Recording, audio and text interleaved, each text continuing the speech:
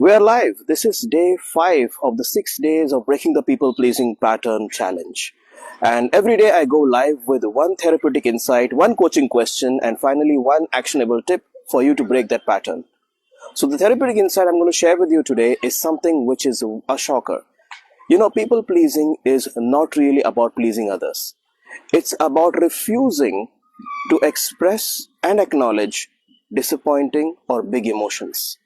It's about refusing to accept or acknowledge disappointing or big negative emotions. Think about your life. Have you been avoiding negative emotions all the time? Have you negatively spiritualized anger or other emotions which are absolutely necessary for us to fulfill and live a healthy life? Okay, here we go. How about you giving yourself permission to feel every emotion? Do you know that as a therapist and as a coach, I can tell you that people who are healed or in the healing journey are the ones who have the power and the capacity to feel a diverse range of emotions. They give themselves permission to acknowledge and feel the emotions and then act on it as per their choice.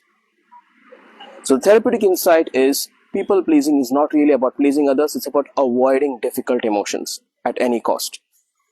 Because people pleasers want to do the impossible. They want to make sure that they can control how others perceive them and how they feel about them. That's an impossible task, which is always going to end up in stress. Now, here's a coaching question for you. In your childhood, how were you shamed for expressing big emotions? In your childhood, how were you shamed for expressing big emotions? Think about it, see what comes out. And here's an actionable strategy for you. Make a list of 3 big emotions that you are refusing to face.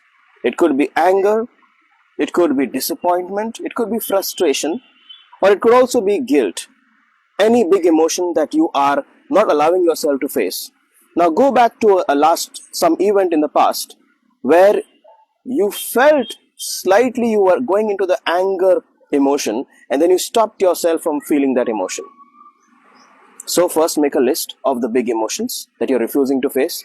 Then go to a past event where you were just about to feel it and then you stopped yourself from feeling it for any reason that you give to yourself.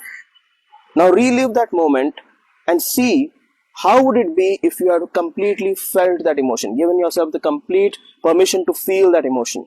Go and relive that moment and get in touch with your big emotions. This itself will be a big game changer for you. See you tomorrow for the next tip. This is Ajay Almeida, Boundary Coach.